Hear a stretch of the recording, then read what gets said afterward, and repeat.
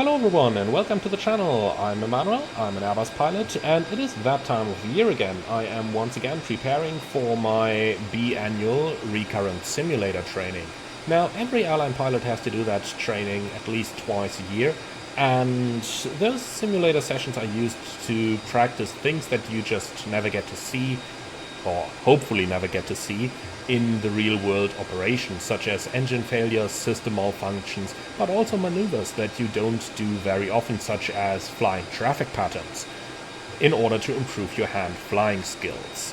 Now, if you look into the operations manual part D, then you can see what general topics you will be facing during your simulator check, so that you can especially prepare for those topics. Therefore, I know that in my next simulator I will face topics like cold weather operations, icing, navigation system malfunctions, TCAS events, visual traffic patterns, single engine taxi, and then of course the standard stuff like engine out operations, evacuations, rejected takeoffs, low visibility operations, and so on. Now, today I'm going to take you along into a preparation session, and I've generally done those using the Microsoft Flight Simulator ever since I started flying professionally, because it gives you a great opportunity to revise procedures while seeing everything in action and seeing everything moving. Of course, there will be a couple of differences because I am an A330 pilot, and since there is no study level A330 available in the sim, I'm using the FSLabs A321neo in today's video. But generally the procedures are like 90% the same, and then of course there will be a couple of differences in the remaining couple of percent, because those procedures are designed for a multi-crew cockpit in the real world, while obviously we are doing single pilot operation in our simulator. But without any further ado, let's go into the cockpit and let me introduce you to what we are going to do today. So we're standing in Frankfurt Gate Bravo 43, and we have planned a flight over to Cairo. For this we have a rather heavy Airbus A321. We're at 84 tons of gross weight, and we have pretty high takeoff speeds as well. Today's scenario is going to be a Loft scenario, and Loft stands for Line-Oriented Flight Training.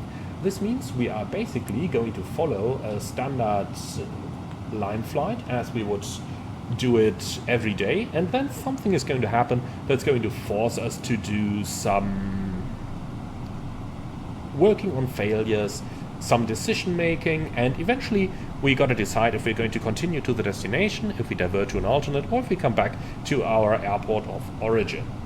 Now, we are going to start today's scenario with a single engine taxi out. Single engine taxi out is done in the real world in order to reduce fuel usage and to extend your engine life. And there are a couple of things that you need to be aware of and that you have to take into consideration, which is why it is a good idea to practice single engine taxi out, especially at high gross weights in the simulator every now and then. So in my airline we do have a single engine taxi out guideline, which I'm going to use for today's flight. So let's get into some of the basics. During one engine taxi, be especially aware of the surroundings and exhaust danger areas. Keep the thrust setting of the running engine to a minimum that is sufficient for taxiing in order to reduce jet blast. The speed in each turn should be appropriate to ensure a continuous turn without power change, and the pilot flying is responsible for setting the thrust, which must never exceed 40% N1 in the A330, that is, obviously in the A321neo over here we may need a little bit more or a little bit less. And to be totally fair, we are very heavy for doing single engine taxi today. 84 tons almost. I would probably not do it in the real world any longer, but after all we want to have a little bit of fun in our sim here as well, don't we? Okay, so let's go ahead and start the procedures. Our pre-flight is done, everything is completed, and the only thing that's left is to commence our engine start. So we assume that we're picking the airplane up at a point where the before start checklist is completed. And every single engine taxi out starts with just a normal start of engine number 1, so that's what we are going to do. So wait until all the values are green, and here we go, engine 1 start. So it looks like pushback is also complete, so we can set the parking brake. And with that, we'll commence the engine number 1 start. Now this is going to take a little while, and in the real world, but even more so in the simulator, whenever you have to actually start an engine during your Recurrent simulator check, there is always a certain chance that you might encounter an engine tailpipe fire. So if that would happen, it's a good idea to know where to look for it in the quick reference handbook. So you would basically sit there in the manuals, you'd already have the QRH ready down here, and unfortunately we don't have tailpipe fires in the FSLabs QRH. In the real world, you'd have them ready just in case. Alright, and here we go. We've got a good start on engine 1. So then, let's continue this single engine taxi out guideline. Let's thrust bleed open. Air, thrust bleed open. So, the APU can be kept running. In that case, switch the APU bleed to off. So APU bleed off. And delay the ECAM status check and the wing anti-ice setting until all engines are started. Alright, so clear signal is received, then we can do the after start procedure. And here we go. On the overhead, everything is already done. Perfect. So, apply the taxi normal procedure, but delay the flight control check until all engines are started. Arm the auto brake after the flight control check. Alright, so the ramp agent is clear. Now here is one thing that's different on the A320 family. We gotta switch the electric hydraulic pump on. On the A330s we don't need to do that. That's why I'm doing it last. Alright, perfect. So the right side is clear, the left side is clear, and then we can taxi all the way to runway 18 in Frankfurt. And on the taxi I'm going to give you a little briefing of what our actual situation looks like. But first, for the single engine taxi. You can see our airplane does absolutely not move with just one engine running. So let's add a little bit of thrust, but we will try to minimize it to a point where the airplane starts moving, but where we don't need more than 40% N1. Unfortunately, you can see in the sim, we're at 40% right now, airplane's not moving. If that happened in the real world, that would be a perfect indicator to you to start the second engine and forget about the single engine taxi. However, since we are doing this with a different aircraft type, and I have no idea what the N1 limit actually is for an A321neo, let's go ahead, add a little bit more power and get going. Generally, the reason they tell you to be so careful when doing single engine taxi out is because you are typically at a much higher growth rate than what you are used to from doing single engine taxi in after landing, because you still have all that fuel on board, and therefore you need very high thrust settings. And this is exactly the case today. You could see how we needed about 47% in order to get the aircraft moving. That means you get a huge jet blast behind your aircraft, and therefore there is the potential for damage to equipment or injury to personnel, or in the worst case, if you blow away a bus full of passengers, there is the risk for injury to passengers as well. Apart from that, however, single engine taxi out is fairly straightforward. The airplane taxi is almost as normal. The effect of the two different engines really isn't too great, and therefore the plane is mostly just going to taxi forward kind of the normal way. One thing we got to keep in mind is to anticipate starting the second engine, because obviously it will need a little bit of a warm-up time. Now on the A330 we basically have 3 minutes of warm-up, 5 minutes of engines are cold-soaked, so that's something to take into consideration. On the A321neo I don't know the exact numbers, neither would I care, so we will be using those 3 minutes now. On a standard A321 with CFM engines it would be 3 minutes, by the way.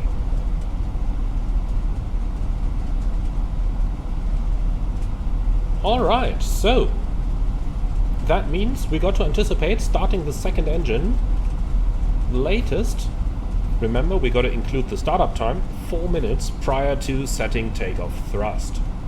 Now, let's take a moment to talk about when single engine taxi out does actually make sense. And the first situation is when you expect a taxi time of 15 minutes or longer. Basically, that's when it really starts making economic sense to do single engine taxi out.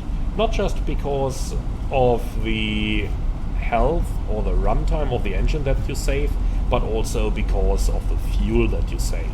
Especially on an A330, where you burn like 700 kilos of fuel per hour with the engine in idle. Now, there are two different kinds of situations in which single engine taxi out makes sense. The one is if you just have a very long route to the runway like we have over here. From the parking position to the runway threshold, it's 1.9 nautical miles that we gotta cover. The other is if a lot of traffic may be expected at the holding point. This is usually the case shortly after an airport opens in the morning, shortly before an airport closes in the evening, or during peak travel hours. For example, around 8 p.m. local time is normally a point in time where you will find a lot of traffic over here in Frankfurt.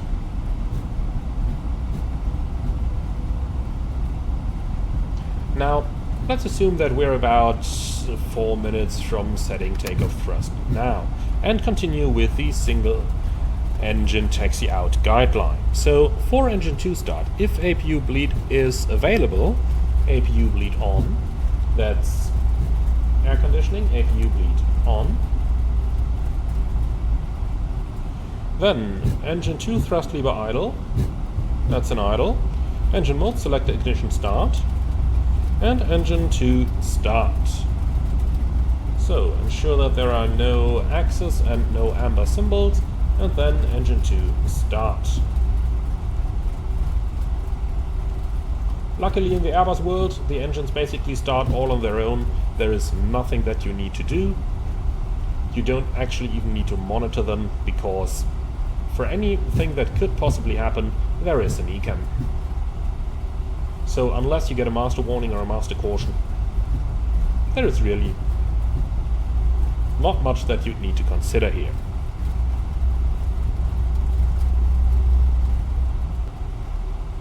Alright, so looking down there at the engine start, it's just introduced fuel, EGT is rising, that means we do have ignition.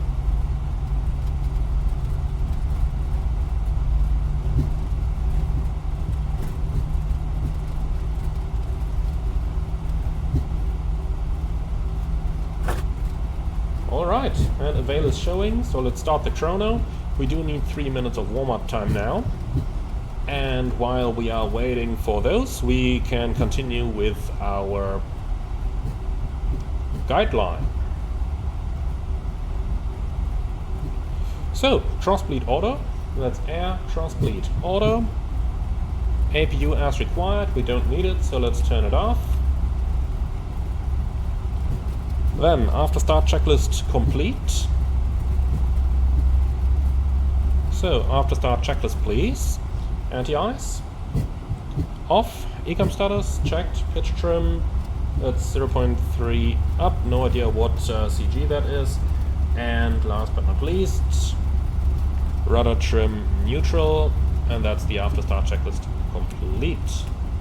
Alright, hydraulic elec pump going off. Okay then, flight control track. Full up. Full down. Neutral. Full left. Full right. Neutral. And the rudder. Full left. Full right. And neutral. Okay, lovely. So, auto brake max, and then we can continue with the taxi procedures.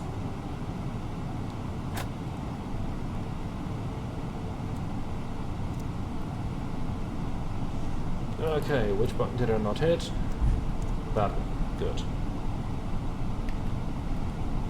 Okay, so taxi checklist please. Flight controls. Checked. Flap setting. Config 2. Radar and predictive wind shear system on and auto. Engine start selector. Norm. ECAM memo. Takeoff. No blue. Taxi checklist complete. So we've got 2 minutes on the clock now. We need another 1 minute, but we can already do the lineup and everything, and then we should be ready to go by the time we are lined up and ready to set takeoff thrust. So, lineup checklist please. Takeoff runway, that's 18 November. TCAS, TARA, packs 1 and 2, off, lineup checklist complete. Approaching 18. Checked.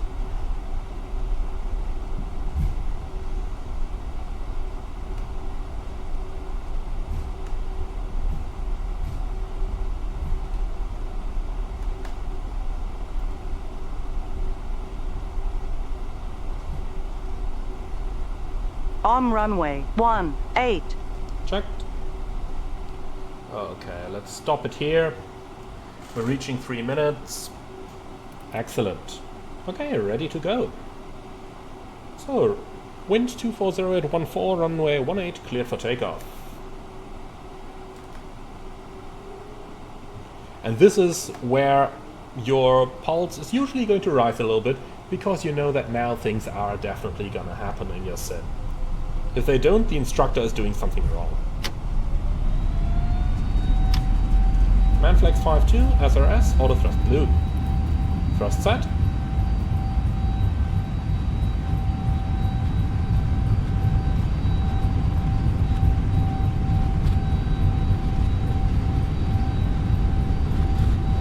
.100 knots, checked.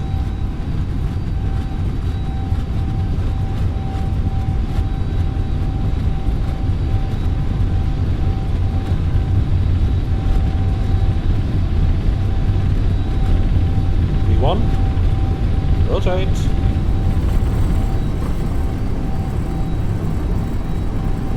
Positive climb. Gear up. Nav checked.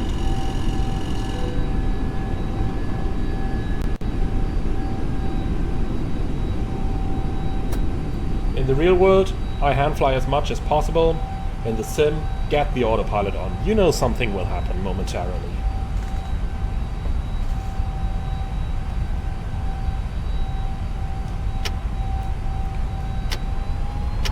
Come on, thrust climb, climb, auto thrust. Flaps 1. Speed checked. Oh. Nav IR1 fault. Well, let's switch over to AP2 because your stuff still works. Flaps 0. Speed check, flap 0, and speed all star. Okay, so, Ecam actions. Nav IR1 fault, attitude heading switch, captain on 3. So switching, attitude heading, captain on 3. Why are you not flying the green dot speed? Definitely should. Okay, ATC transponder, system 2. So ATC, transponder 2. Okay, so clear nav, and the TCAS fault would have been separate on the A330, okay, we'll take that. Status, okay, stop Ecam. So let's continue our climb, and let's just take a moment here. Can we do a system reset? Not really. And the other stuff isn't relevant, so continue Ecam. So, status, IR may be available in attitude, in-op systems, IR1, TCAS, GPWS terrain. Remove status? Remove status. Ecam actions complete. Okay, so let's do the acceleration flow pattern.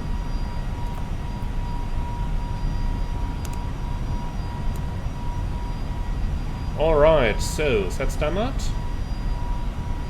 Standard cross check, passing level 5.7 now, 5.9. Now. Oh. Autoflight, autopilot off. Okay, I have control. So, looks like the FCU went out. What do we have here? So, autoflight, autopilot off. Yeah, Ecam actions. Clear autoflight. Then autoflight, auto thrust off. Let's check, we're in climb thrust as we should be. Clear autoflight. Autoflight, FCU 1 and 2 fault. PFD barrel reference, standard only. Clear autoflight. Clear autoflight. Status. Okay, stop ecam. So, let's ask ATC to level off down here in 9000. Which I am just going to do.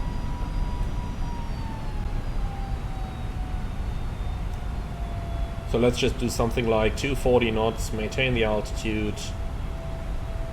And here we go. Okay. Good. So, there should be a potential reset available for the FCUs, so let's go ahead and give that a try. So, checklist QRH, let's find the system reset table.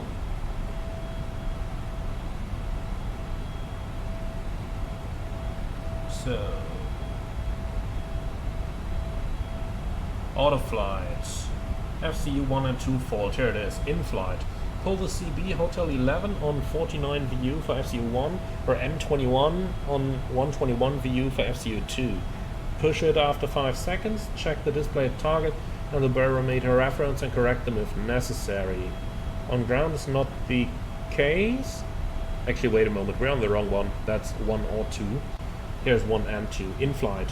Pull the CB H11 on 49 VU for FCU 1 and pull Mike 21 on 121 VU for FCU 2. Push them after 5 seconds, check the display targets and barometer reference and correct them if necessary. Okay, we can do that. In the meantime, let's say ATC wants us to just make it a right-hand turn heading 250, because with this fault, if we can't reset it, it's clear we cannot continue to our destination. Okay, so let's find those circuit breakers. We're looking for Hotel 11 on 49. 49 is the one on the top, if I'm not mistaken. Well, luckily it states that over here, so 49 VU. We're looking for Hotel and 11. That's over here, FCU 1 is out. And then we're looking for, let's see, Mike 21 on 121. That's got to be the one back here. 121, Mike, and 21 is over here.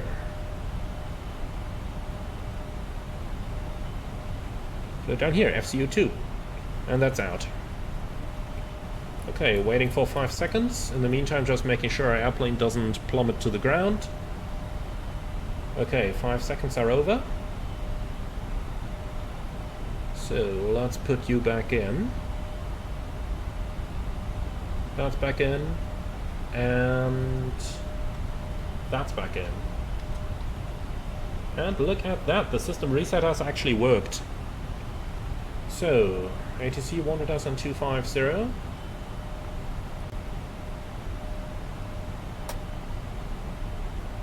Then let's dial in level 90. What's just happened to our heading? It wasn't 250, wasn't it? Okay, 250 altitude, that's all looking good. AP1. Auto thrust. Speed. 250.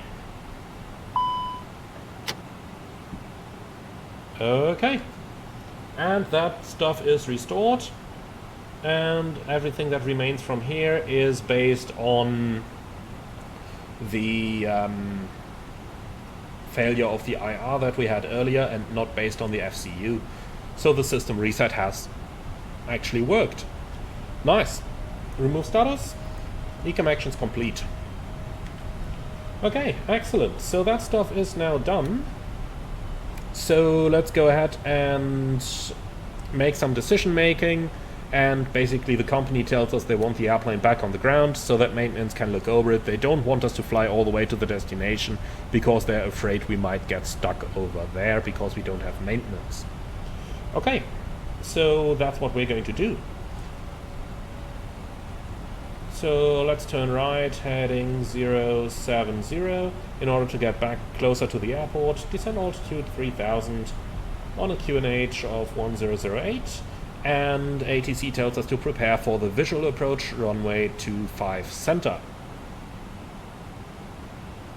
So let's go ahead and start to prepare for just that.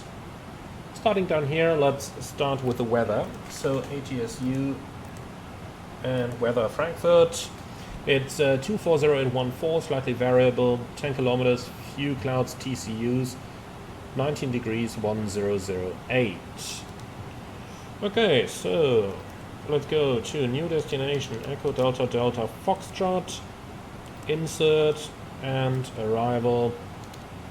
I will select the ILS Zulu runway 25 center in here, but we will fly the visual approach. So 25 center, radial in, insert.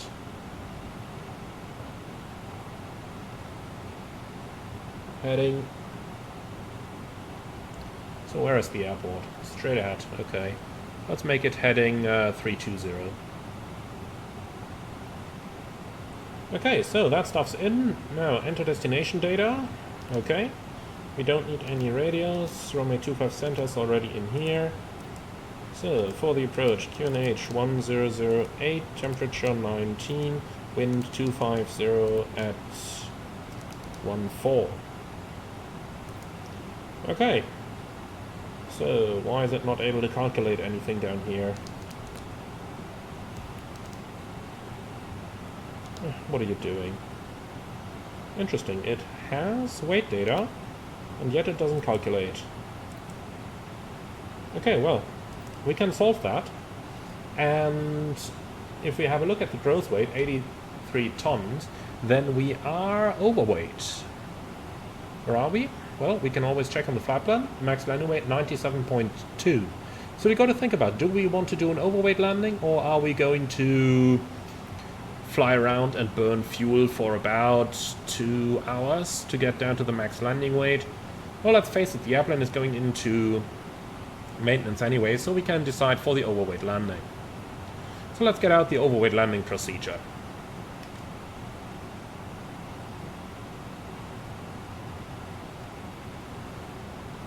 So, landing config, as required. Use the ECAM flap setting if required for abnormal procedures. And there is nothing in here. In all other cases, full is preferred for optimized landing performance. If the aircraft weight is above the maximum weight for go-around given in the table below, use flap 3 for landing. In all cases, if landing configuration is different from flap full, use config 1+F for go-around. Note, at very high weights, VFE conf 1 is close to VLS clean. To select conf 1, deselect autothrust, decelerate 2 or slightly below VLS, and select conf 1 when below VFE. When established at conf 1, the crew can re-engage the autothrust and use managed speed again. Alright, so let's have a look into the table. The outside temperature is around 20 degrees, airport elevation close to 0, so 92 tons or higher requires config 3. We are below that at 84, so we can use config 4. Okay, landing distance check. So let's go into the landing performance calculator. Arriving in Echo Delta Fox 25 center. Everything's checked. And calculate. So we're above the max landing weight, that's known, and using auto brake low, we need 2,861 meters. That's absolutely fine for me. So let's do that. In the meantime, descent altitude 2,000 feet. And left heading 250 to give us a little bit of time to prepare. Okay, so back into the checklist. So pack 1 and 2, off or supplied by APU. Selecting packs off or supplied from APU will increase the maximum thrust available from the engines in the event of a go-around. We'll just read on with the rest. In the final approach stages, target speed VLS, reduce the selected speed on the SCU to reach VLS at the runway threshold. Touchdown as smoothly as possible, maximum vertical speed on touchdown 360 feet a minute. After main landing gear touchdown, reverse thrust, use maximum available. After no-flow touchdown, brakes apply as necessary. Maximum braking may be used after no-flow touchdown, but if landing distance permits, delay or reduce braking. to fully benefit from the available runway length. Oh, what are you doing? Oh, star. Okay. That's fine. So then, let's do a... No, definitely not. So let's do a left-hand turn onto a heading of 030 to get us aligned for the approach. In the meantime, descend 1,800 feet, vertical speed, managed speed. Still not calculating anything, that is weird. It should do that, that is a bug. Okay, so let's see down here. The approach is 147. Fine, then I'm just going to enter it manually. Okay, activate approach phase.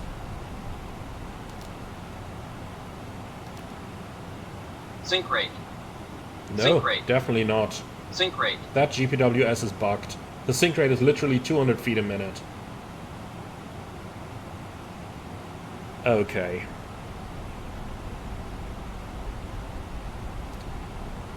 So, when the landing is complete, brake fans on, be prepared for tire deflation if temperatures exceed 800 degrees Celsius. Alright, so we can work with this.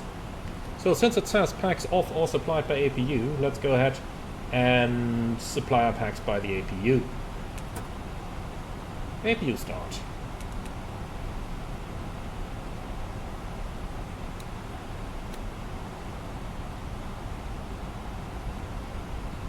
So, might have to turn a little bit further left, let's say heading 360, to get ourselves nicely aligned for the approach. Okay, so are you ready for the approach briefing? Yes, sir. So, Frankfurt, visual approach runway 25 center. The field is somewhere over there. Sync rate. No. Well, why is it on VS minus 200? You should be maintaining 18,000 or 18,000.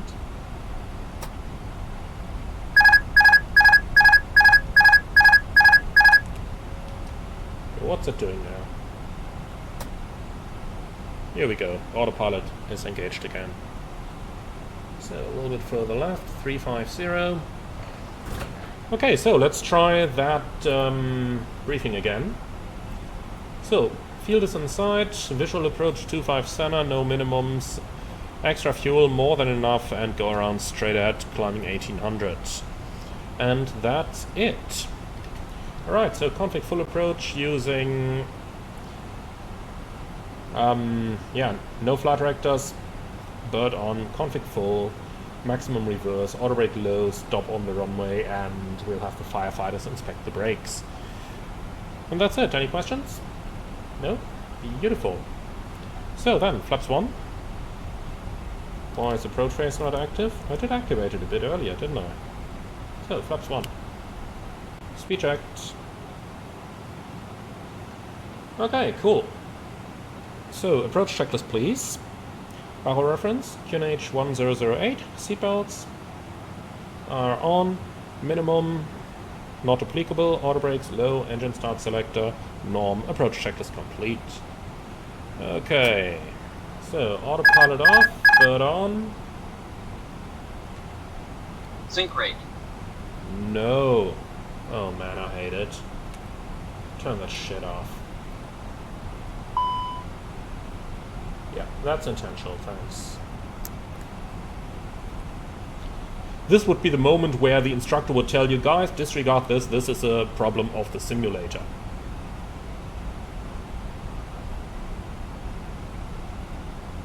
Alright.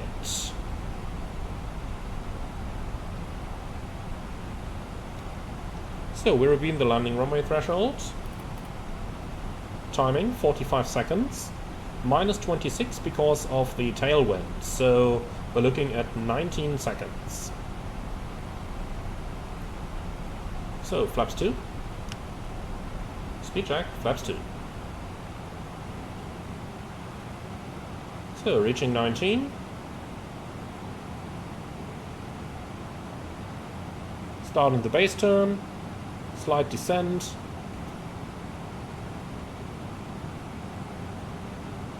Alright. So, gear down.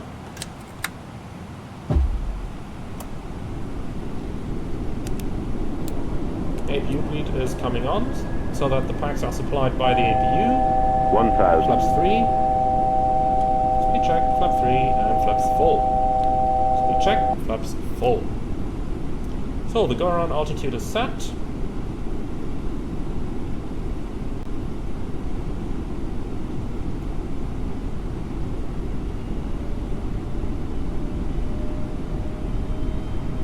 And there is the airport. 25 sunrise inside, Poppy 3 reds. So, landing checklist, ECAM memo, landing no blue, landing checklist complete.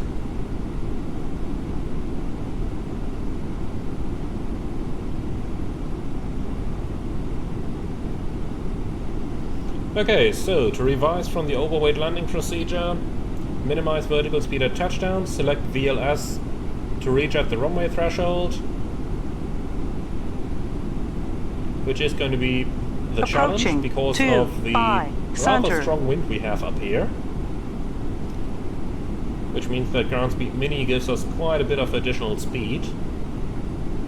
500. So let's select VLS. 400. 400. 300.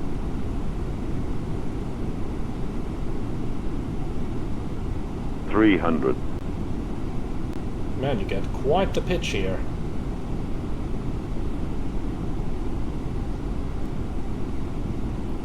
$200. So we can see the tail strike avoidance already on our ADI. But we just got to find the right compromise between reducing our 100. rate of descent on touchdown and avoiding tail strikes now. 50. 40. 30. 20. Pitch. Retard. Pitch. 10. Pitch. Pitch. 5. Yeah, Pitch. that's fine. Pitch. Okay, spoilers, reverse, green, decel. Brake low.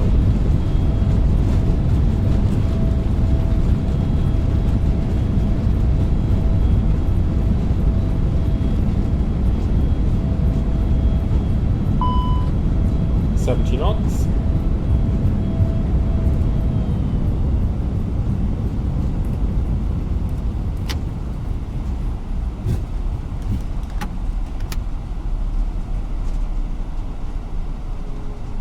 Okay, we'll bring the aircraft to a stop. Brake fans on. Park and brake set. And that's it. So we're down on the ground. Now the firefighters would approach, would tell us if there is anything wrong with the brakes, but honestly, I really don't think so. We weren't that much overweight, had a good touchdown, used the reversers immediately. I think that was absolutely fine. The pitch caution there was okay. I did look at the PFD, we were never getting close to the tail strike attitudes, so that was absolutely okay. I don't think we broke the aircraft.